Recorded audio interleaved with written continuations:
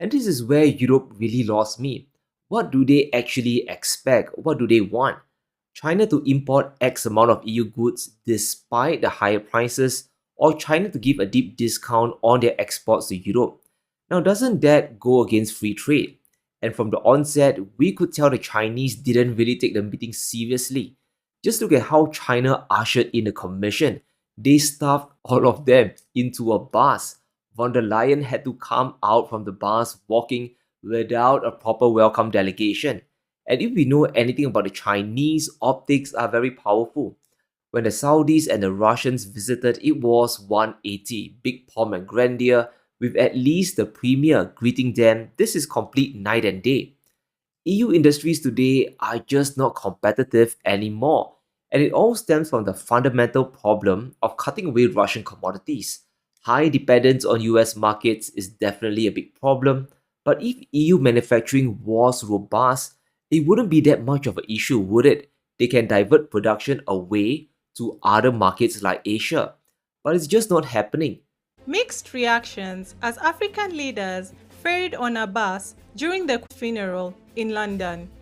Several photos have surfaced on social media networks showing Africa's head of state, including Kenya's President William Ruto and Tanzania's President Samia Suluhu, being transported on a bus to the venue of Elizabeth State Burial at Westminster Abbey in London on September 19th.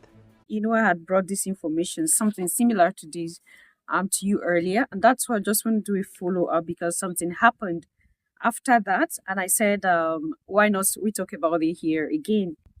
So it happened that the Burkina Faso ambassador to the US met with Donald Trump, and people are beginning to circulate some pictures from this meeting, comparing it with that comparison I had with you here before now of the pictures of the five African leaders that were invited by the American government to the White House and how they sat with Donald Trump and had some discussion and how these five African leaders, were acting like children before Donald Trump, or like slaves before Donald Trump.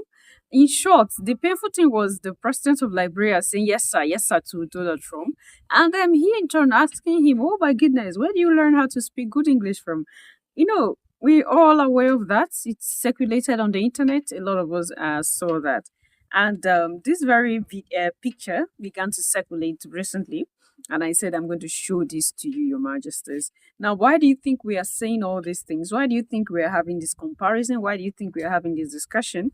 It's just simple. It's just simple. And the thing is that if you do not respect yourself, no one will respect you. As African leaders who do not respect themselves, didn't respect them. So he knows what he's doing. Like I keep telling you here, he's all in for his own people, for his own race, for the survival of his people, of his kind.